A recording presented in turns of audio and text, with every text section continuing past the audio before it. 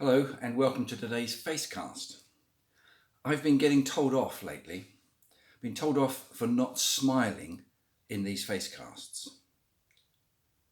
You see, that's what happens when I smile. It all goes a bit odd. It's not very good, is it? Still, I'll try and smile a bit more if I can now and then. Pardon me.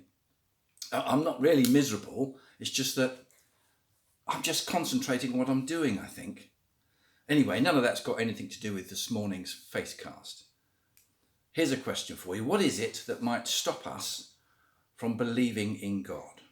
Or might stop us from believing that God has our best interests at heart or is looking over us and has a plan for our lives? What is it that might prevent those things? Is it God? I mean, if he exists, that's the first barrier, isn't it? Coming to believe that this distant deity, it seems, actually exists, or is he just a fairy tale, a figment of our imagination? Well, that's a big hurdle to overcome, but let's say we've overcome it and we believe in the existence of God. We can believe it because we want to, it's kind of a wish fulfillment, or we can believe it because of the evidence. That's the route I took. The evidence was presented to me about who Jesus is and what he says and what he does and how important it is. So I became a believer in Jesus. And as such, I became a believer in God the Father and of the whole Holy Trinity. I'm kind of sold on it now after 40 odd years. But what is it that stops us, if we're believers or even if we're not, what is it that stops us living our lives in the light of what God says and who he is as revealed to us by Jesus? Well, it probably isn't God himself who stops that. It probably isn't the fact that Jesus is a character from history and many people don't realise that he's alive today. Those things are all there, but what probably stops us from believing and living our lives as if we believe is ourselves. It's our own limitations, our own human nature.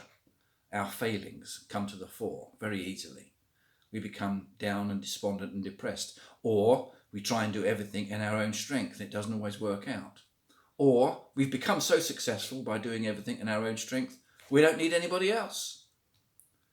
There's all sorts of reasons why we might not believe that God can do the miraculous and impossible things that we can't do.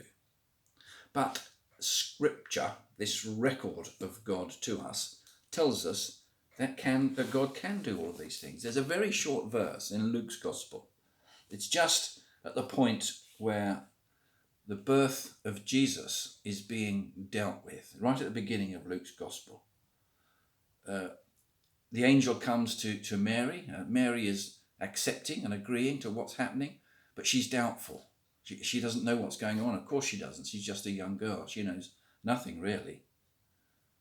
And an angel says to her that Elizabeth, your relative, is going to have a child, and she's in her old age, and she was considered barren. But she's going to have a child because it says in Luke's Gospel, chapter 1, verse 37, it says, "For nothing is impossible with God." That's a very simple, bold statement. Nothing is impossible with God. Does that mean everything that we want is possible?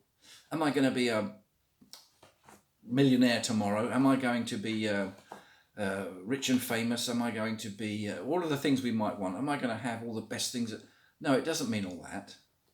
It means that if we bring ourselves and our problems and our lives to God and ask for his way of seeing things, his way of doing things, and we live under his authority and his rule, then nothing is impossible.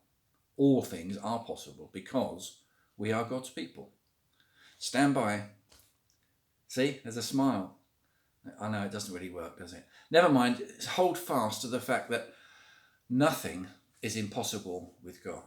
Coronavirus, COVID-19, forget it. Nothing is impossible with God. Yes, there are going to be hardships along the way. Yes, there are going to be deaths and there are going to be problems. But we can overcome them because nothing is impossible with God. It's not going to be an easy life. It's going to be a fulfilling life if we stick to the truth that nothing is impossible with God.